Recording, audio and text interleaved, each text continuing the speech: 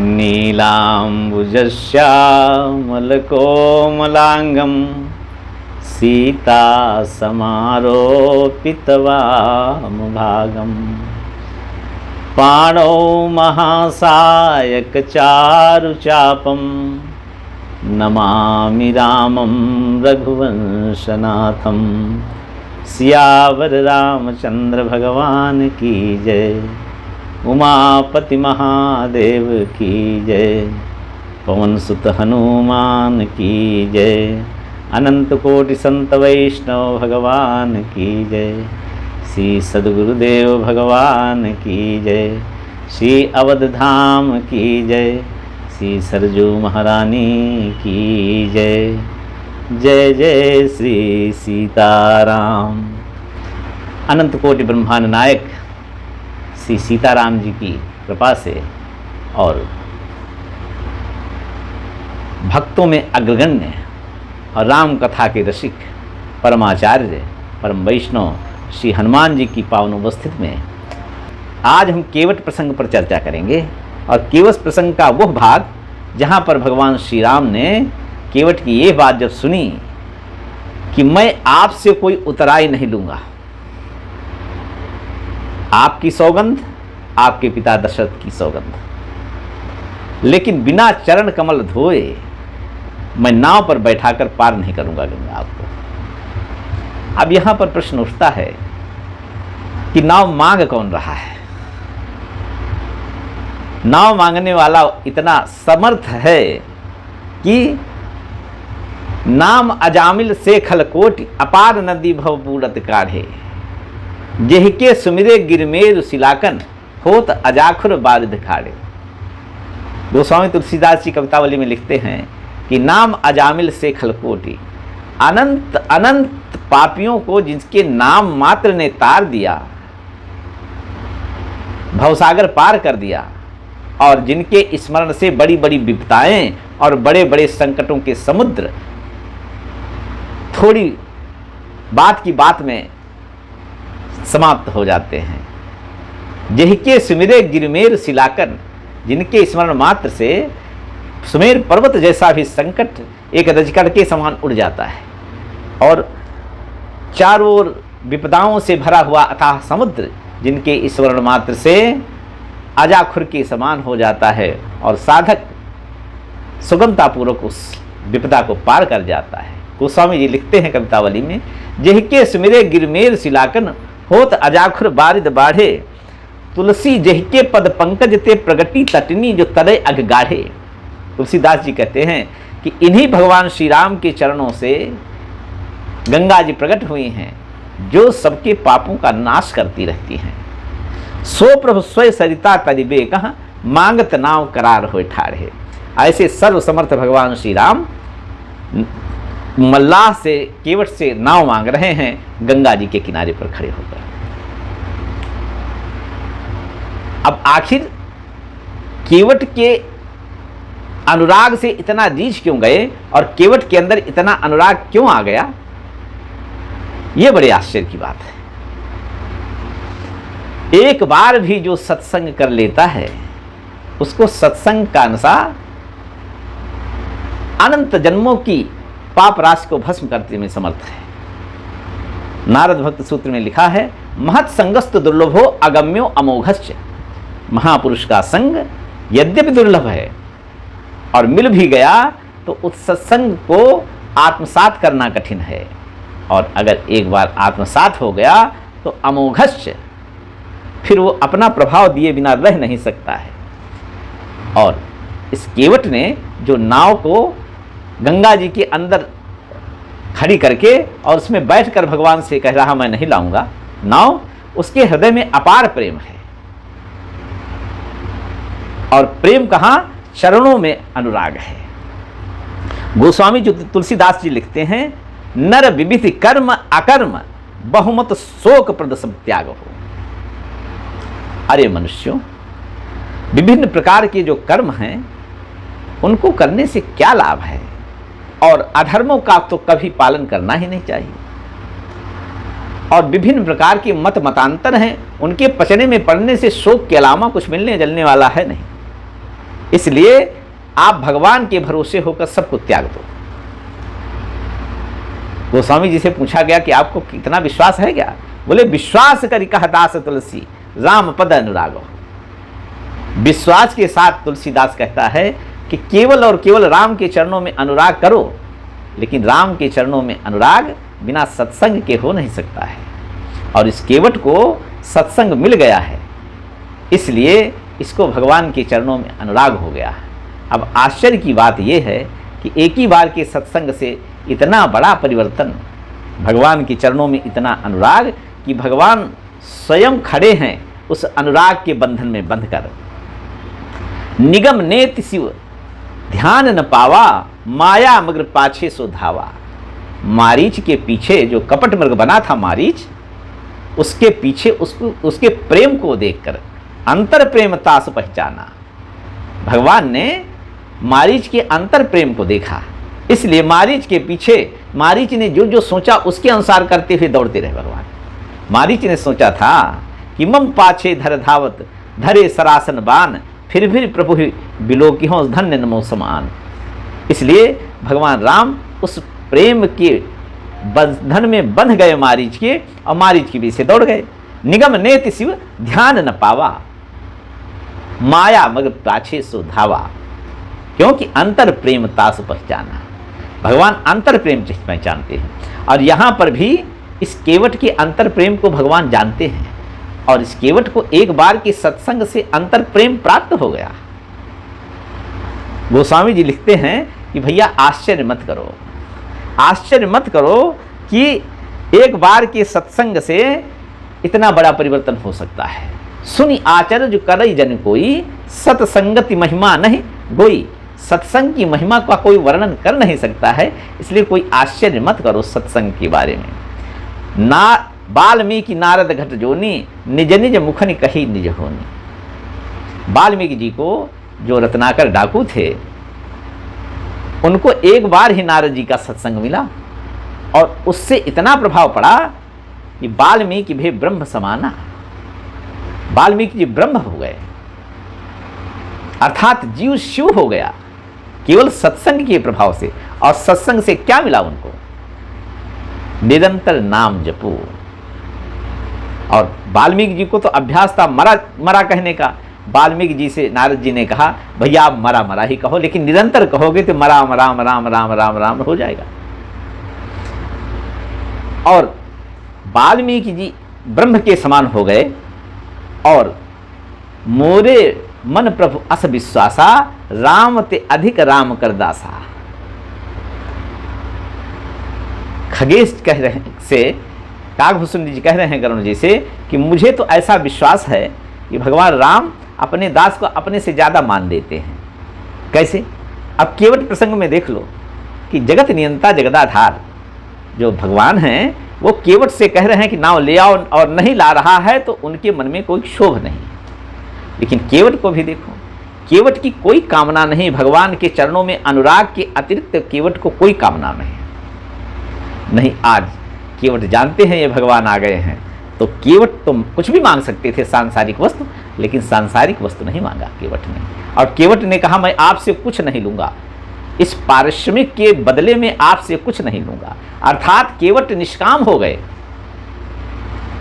और गीता के 5वें अध्याय के 23वें श्लोक में लिखा हुआ है शक्नोति हैव यह सोढ़ुम प्राक शरीर विमोक्षणात् काम क्रोधोद्भवम वेगम सयुक्तः ससुखी नरः। गीता के 5वें अध्याय के 23वें श्लोक में भगवान ने कहा अर्जुन से, अर्जुन जो जीते जी काम और क्रोध के वेग को सहन करने में समर्थ है, अर्थात जिसके काम और क्रोध संपूर्णतः पूरी तरह से विदा हो गए, इन दोनों पर जिसने विजय प्राप्त कर ली वो युक्त है और सुखी है। सुखी वही है जिसको कोई कामना नहीं है, क्योंकि कामना से ही क्रोध आता है। कामेश क्रोधेश रजोगुण समुद्भव। इसलिए जिसका काम और क्रोध दोनों पर विजय है वो युक्तः स सुखी न रहा, वो परमात्मा प्राप्ति के लिए आ रहा है, अर्थात उपयुक्त है, पात्रता है उसमें भगवत प्राप्ति की। और केवट कह रहे हैं कि पद कमल धोई चढ़ाई नाउन नाथ उतराई चाहूं। मैं कुछ लूंगा नहीं, मेरी कोई कामना नहीं। तज मम चरण भरोस तिनको देह न गृह। तज मम चरण सरोज प्रिय तिनको देह न गेह। कुछ भी प्रिय नहीं है। इसलिए भगवान कह रहे हैं काम आदि मद दंभ न जाके तात निरंतर बसमय ताके। और केवट को न काम है, न मद है, न दंभ है, कोई दिखावा नहीं। जैसा है वैसा बैठा है और कह रहा मैं नहीं लाऊंगा नाव। और एक बार के सत्संग का ये प्रभाव है। रात में जब भगवान राम अशोक के वृक्ष के नीचे सोए थे, तब पहरेदारी में केवट और निषाद राजगुह, लक्ष्मण जी और निषाद राजगुह के विश्वास पात्र सब भगवान की पहरेदारी में लगे थे। तब भगवान के गुणानुवाद गाए थे लक्ष्मण जी ने। और उस सत्संग का प्रभाव ये हुआ था कि केवट को भगवान के प्रति अनुराग हो गया और भगवान को जान गए, भगवान की महिमा जान गए। क्योंकि जाने बिन न होई प्रतीति। जब तक जानते नहीं हैं तब तक भगवान क्या है समझ में ही नहीं आएगा। अब बिन प्रतीति होई नहीं प्रीति। और जब भगवान को जान गए कि भगवान सर्वसमर्थ हैं, तो फिर मन में ऐसा होता है कि भगवान हमारे शोक और दुख के बारे में जानते हैं। इसलिए ब्रह्मा जी ने कहा है पृथ्वी माता से, धरन धरहि मन धीर कह बिरंच हरिपद सुमिरु। जानत जनकी पीर प्रभु भंजी दारुण विपत्ति। ब्रह्मा जी ने एक ही रास्ता बताया सबको। जितने देवता आए थे, ऋषि मुनि आए थे और माँ पृथ्वी देवी, भूमि देवी गाय का रूप धारण करके आए थे, तो ब्रह्मा जी ने एक ही उपाय बताया था, कह बिरंच हरिपद सुमिरु।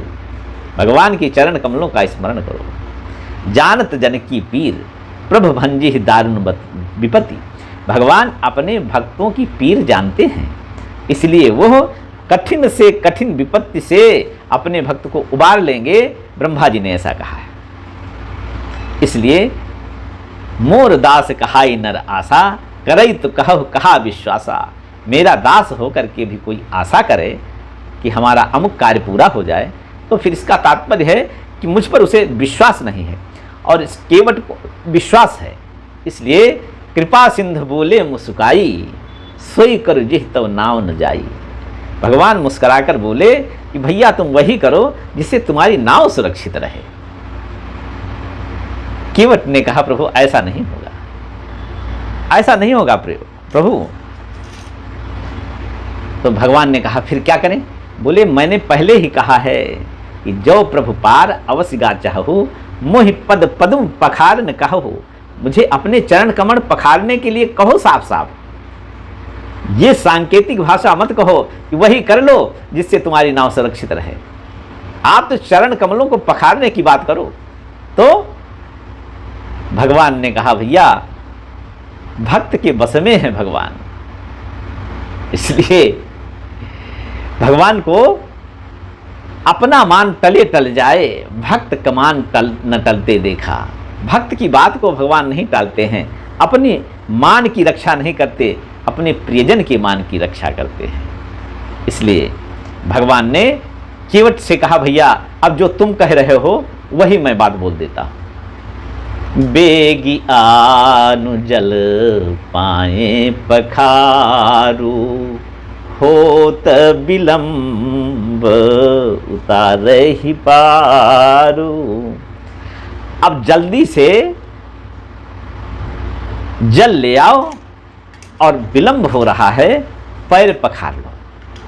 भगवान को जल्दी कब होती है? जब भगवान अपने भक्त को अपने पास बुलाने के लिए, अपने साथ रखने के लिए और उसका सानिध्य प्राप्त करने के लिए लालायित हो जाते हैं, तब कहते हैं बेगियान जल पाए पखार। जल्दी करो। लक्ष्मण जी के संवाद में अवधपुर में भगवान राम ने जब लक्ष्मण जी को कहा कि आप घर में रहो करो सबकर परितोषु न तदतात हो ही परदोषु। जब लक्ष्मण जी ने कहा कि प्रभु मन कर्म वचन चनन रत होई कृपा सिंधु परिहरी की सोई। मन कर्म और वचन से जो आपका हो गया प्रभु उसका क्या त्याग करते हो। भगवान इतने से ही रीझ गए थे और करुणा सिंधु सुबंधु के सुनि मृदु वचन विनीत। समझाए उरलाए प्रभु जानि स्नेह सभीत। और भगवान ने क्या कहा, मांगह विदा मात सन जाई आवह बेग चलह बन भाई। भगवान को यहाँ पर भी बहुत जल्दी है कि लक्ष्मण जाएंगे माता के पास में, उतनी देर हमारा लक्ष्मण का बिछोह रहेगा, इसलिए भगवान ने कहा जल्दी आओ। और यहाँ पर भी भगवान राम केवट से कह रहे हैं कि बहुत देर से तुम दूर से मुझसे बात कर रहे हो, मेरी इच्छा है कि तुम जल्दी से जल्दी मेरे पास आ जाओ।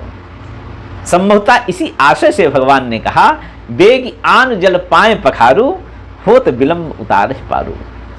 विलंब हो रहा है, मुझे भी चरण धुलवाने की आप जैसे भक्तों से बड़ी जल्दी रहती है, इसलिए तुम जल्दी से जल्दी जल ले आओ और मेरे पैर पखारो।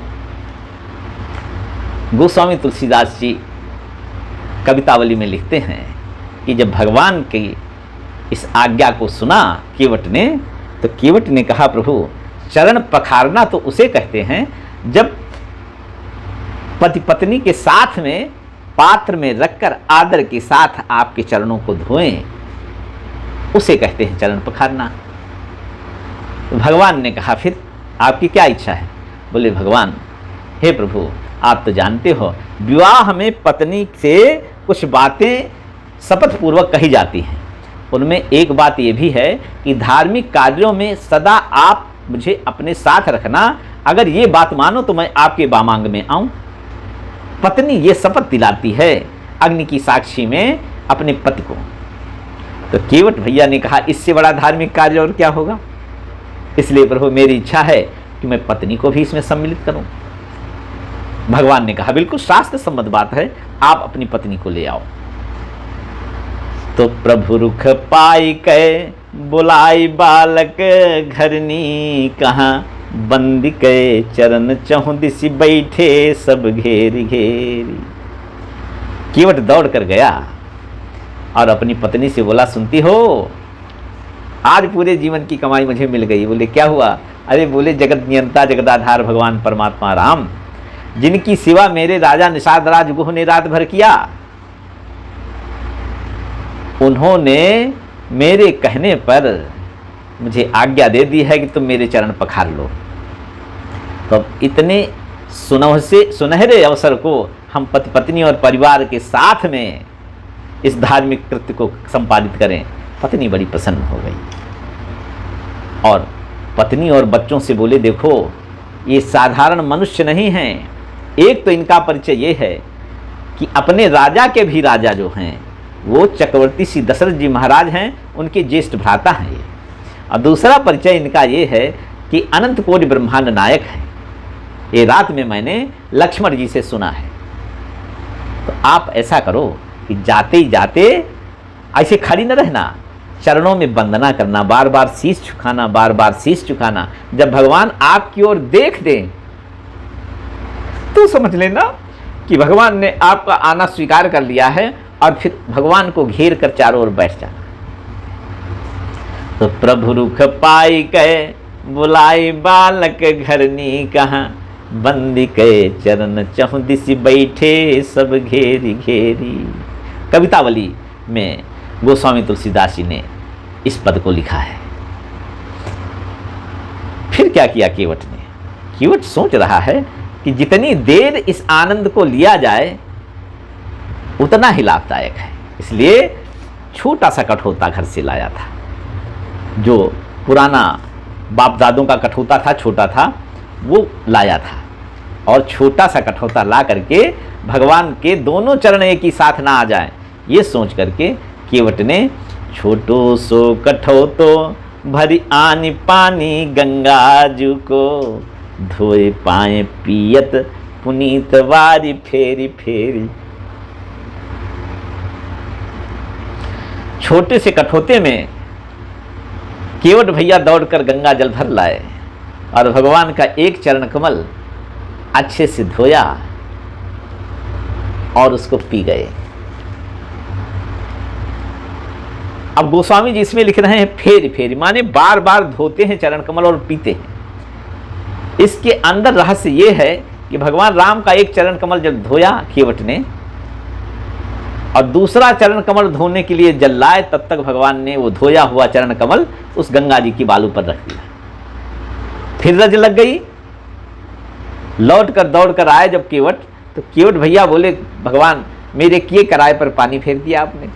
भगवान ने कहा क्या हो गया? बोले आपका चरण कमल धोया था, जो जड़ी बूटी निकाली थी वही जड़ी बूटी फिर लगा लिया आपने, रज फिर लग गई। तो भगवान ने कहा फिर कहाँ रखें चरण? केवट ने कहा मेरा ये गमछा है, मैं बिछा देता हूं, अब इस पर अपने चरण कमल रखना। दूसरा चरण कमल धोया और उसको गमछे पर रख दिया। फिर लाए, फिर धोए चरण कमल और भगवान के दोनों चरण कमल। इस तरह से बार बार चरण कमल और देर तक धोते रहते।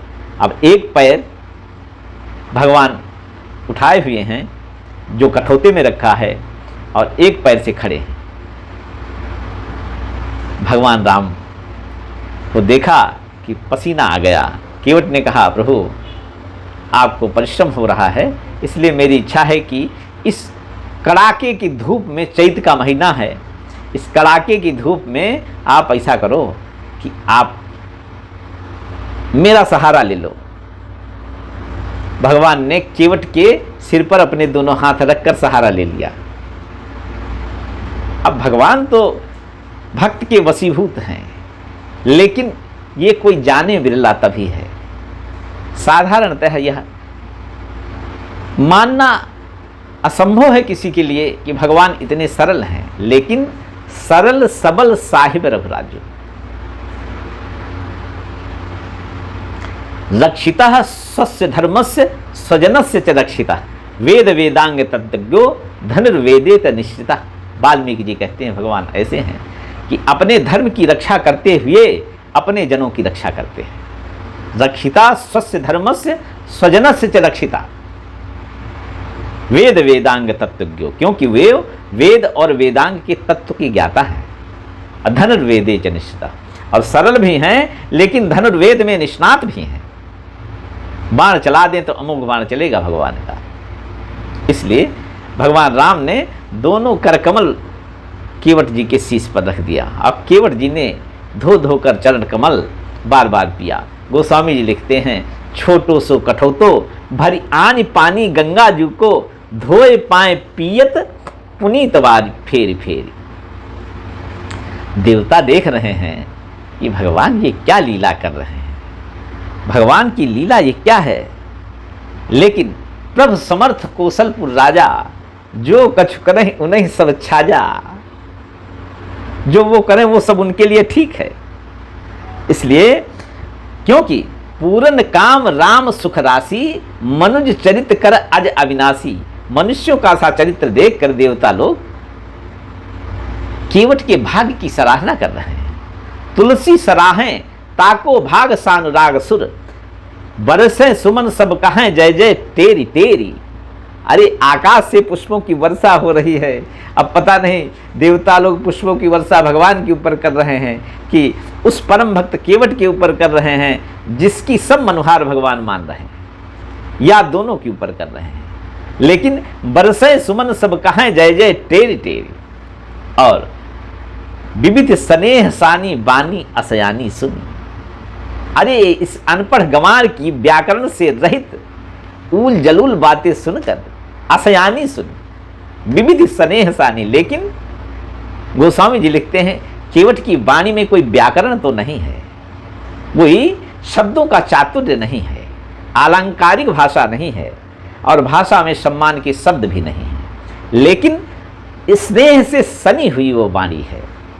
विविध स्नेह सानी बानी असयानी सुनी, हंसे राघो जानकी लखन तन हेरी हेरी।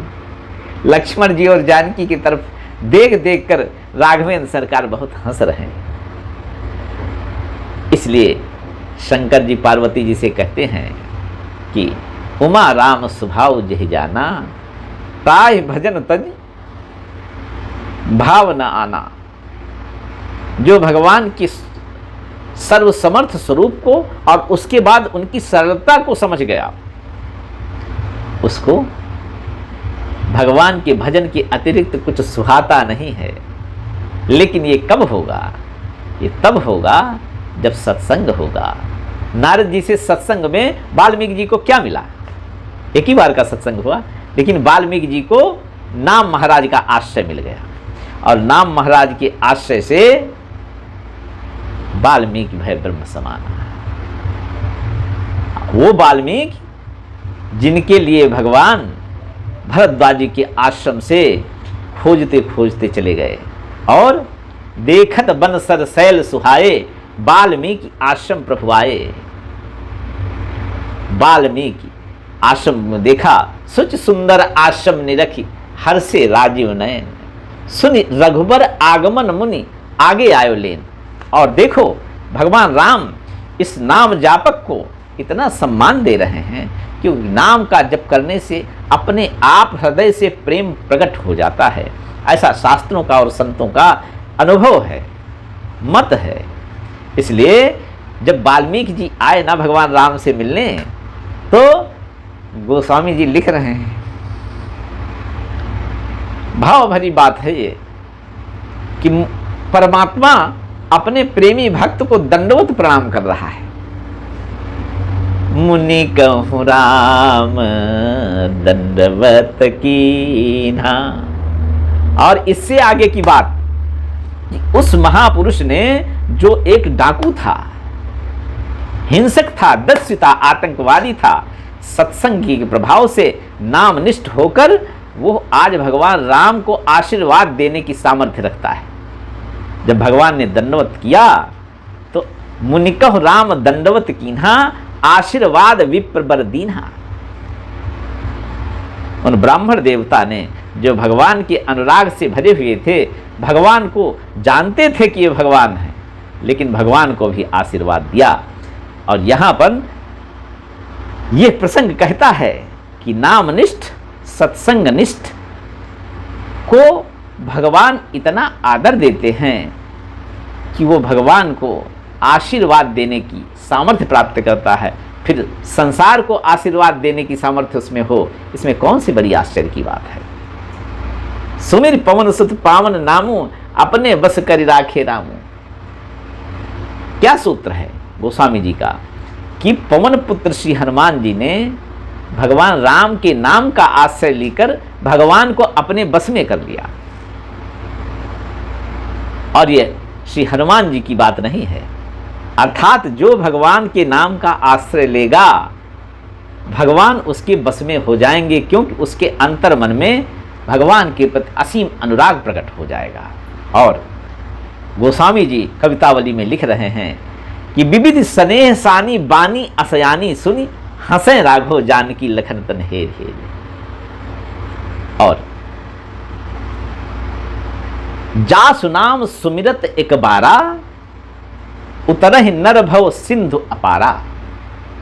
भगवान राम जिनका नाम स्मरण करने से मनुष्य अपार भव सागर को पार कर जाता है, वो भगवान राम है। गोस्वामी जी विनय पत्रिका में लिख रहे हैं, तुलसी जग जानियत नाम ते सोच न कूच मुकाम हो। तुलसीदास जी कहते हैं नाम का जिसको आश्रय है वो यहाँ रहेगा तब भी सोच नहीं है, वो आनंद में रहेगा, और यहाँ से जाएगा तब भी आनंद में रहेगा। भलो लोक परलोक तासु, जाके बल ललित ललाम को। जिसको नाम का बल है उसका यह लोक भी आनंदमय है, और परलोक तो आनंदमय है ही, क्योंकि राम नाम कल अभिमत दाता, हित परलोक लोक पितु माता। गोस्वामी जी इस प्रसंग में लिख रहे हैं नाम की महिमा को कि जास नाम सुमिरत एक बारा। एक बार भी जो भगवान का नाम ले ले, चाहे भाएं कुभाएं अनख आलसहु, नाम जपत मंगल दिशि दसहु। चाहे जैसे ले ले। अरे अजामिल ने एक ही बार नाम लिया ना, और वो भी भगवान समझकर नहीं नाम लिया, अपने पुत्र के बहाने भगवान का नाम भय से निकल गया जब यमदूतों को देखा, क्योंकि यमदूत मरने के समय उनको लेने आए थे और एक बार पुत्र के बहाने नारायण कहा, भगवान का स्मरण नहीं किया, लेकिन अग्नि तो चाहे जैसे छुओ, जाने में छुओ अनजाने में छुओ, वो तो अपना काम करेगी। और तब तक नाम लेते ही यमदूतों के सामने 3 यमदूत थे और 4 भगवत पार्षद प्रकट हो गए और यमदूतों को डांट के भगाया। अरे ये पापी है, पापी को यमदूत दिखते हैं, ये नामनिष्ठ है, इसने एक बार नाम लिया है, बार नाम लेने से इसके सारे जन्मांतर के पाप नष्ट हो गए, भाग जाओ यहाँ से, दोबारा दिखना नहीं किसी नामी के पास, जो नामनिष्ठ हो उसके पास दोबारा भटकना नहीं। और यमदूत भाग गए। उसी बात का उल्लेख यहाँ पर गोस्वामी जी कर रहे हैं। जास नाम सुमिरत एक बारा, उतरह नर भव सिंधु पारा, सोई कृपालु। गोस्वामी जी यहाँ पर भगवान का नाम नहीं ले रहे हैं, भगवान के स्वभाव का वर्णन कर रहे हैं। सोई कृपालु, वही कृपालु भगवान राम केवट से अनुनय विनय कर रहे थे कि मेरे चरण धो लो और गंगा जी पार करा दो। और ये भगवान राम कौन हैं? जे ही जग कियत्यु पगों तिथोरा। क्या है? सारे शास्त्रों को समेट दिया गोस्वामी जी ने इसमें। वो घटना जिसमें राजा बलिस ने जब वामना अवतार में 3 पग भूमि देने के लिए संकल्प किया, तो भगवान ने 2 ही पग में तीनों लोक और 14 भुवन नाप लिए थे। अब ये बताओ, आश्चर्य की बात यह है कि जो इतना समर्थ हो कि अपने 2 चरणों से तीनों लोक और 14 भुवन नाप लें, वो गंगा जी पार करने में देर करेगा। लेकिन गोस्वामी जी कह रहे हैं कि प्रेम के बस में भगवान अपने भगवत्ता को भूल जाते हैं और अपने प्रेमी भक्त के बस में हो जाते हैं। इसलिए सोई कृपालु केवट ही हो रहा, जे ही जग कियति पगहु तिथोरा। और भगवान के नखों को देखकर आहा, देव नदी माता गंगा हर्षित हो गई, उनमें हिलोरे आने लगी आनंद से। क्यों? आज बहुत दिन बाद अपने पिता को देखा। गंगा जी का उद्भव भगवान के नख से हुआ है। नख धोया था, पूरा चरण नहीं धोया था, ब्रह्मा जी ने नख धोकर कमंडल में रख दिया था, क्योंकि इतना वेग था भगवान का कि बिंदु जी महाराज कहते हैं कि कठिनता से चरण धोकर मिले जो बिंदु विधिहर को। बड़ी कठिनता से जिन चरणों को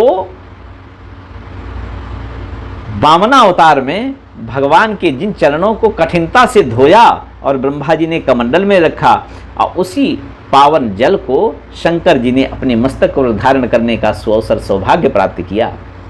कठिनता से चरण धोकर मिले जो बिंदु विधि हरि को, वो चरणोदक स्वयं केवट के घर जाकर लुटाते हैं।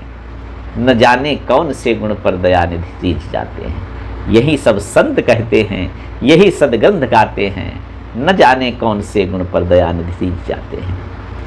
इसलिए पद नख निरखी देव सरिहर्षि, लेकिन सुनी प्रभु बचन मोहमति करषि।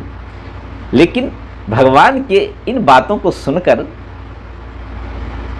जो वार्तालाप केवट और भगवान के बीच में हुआ है, और केवट ने अवज्ञा किया, तब भी भगवान सर्वसमर्थ होते हुए केवट की हर बात खड़े खड़े मानते रहे घंटों, इससे देव नदी माता गंगा मोहित हो गई, उनकी बुद्धि मोहित हो गई कि भगवान ये क्या ऐसा कर सकते हैं क्या। और केवट राम रजाय सुपावा, पानी कठौता भरी लैयावा, अति आनंद उमगिय अनुरागा, चरण सरोज पखारन लागा। बरसी सुमन सुर सकल सिहाही, यही सम पुण्य पुंज को नाही। इसके समान पुण्य का पुंज कोई है ही नहीं। देवता जय जयकार कर रहे हैं। तुलसी सराहे ताको भाग सानुराग सुर, बरसे सुमन सब कहें जय जय तेरी तेरी। विविध स्नेह सानी बानी असयानी सुनी, हंसे राघो जानकी लखन तन हेरी हेरी। और इसके पीछे बस एक ही कारण था, महत संगस्त दुर्लभो अगम्यो अमोघश्च। महापुरुषों का संग दुर्लभ होता है, अगम्य होता है और अमोघ होता है। इसलिए सदा प्रयास किया जाए कि संतों का संग मिले। और संतों का संग, नारद भक्ति सूत्र में नारद जी कहते हैं कि लभ्यते भी तत्कृपयैव, सूत्र है नारद जी का कि भगवान की कृपा से ही महापुरुषों का संग मिलता है। बिनु हरि कृपा मिले नहीं संता। इसलिए भगवान से बस एक ही प्रार्थना करनी है जो शंकर जी ने किया था, बार बार बर मांगो हर्षि देहु श्रीरंग, पद सरोज अन पायनी भगति सदा सत्संग। इस कीवट प्रसंग को जो अत्यंत मार्मिक है, हौले हौले धीरे धीरे इसका आनंद लेते हुए कई चरणों में इस राम कथा की चर्चा की जाएगी। इस प्रवचन माला में आज इस मार्मिक प्रसंग पर जो भी कहा गया, इसमें यदि कोई त्रुटि रह गई होगी, सुधीजन क्षमा करेंगे। मैं अबोध हूँ। मेरे गुरुदेव और मेरे श्री सीताराम सरकार से बारंबार दंडवत प्रणाम। यहीं पर इस प्रवचन माला को विराम। आगे का प्रसंग अब आगे कहा जाएगा। तब तक के लिए जय जय सीताराम, जय जय सीताराम, जय जय सीताराम।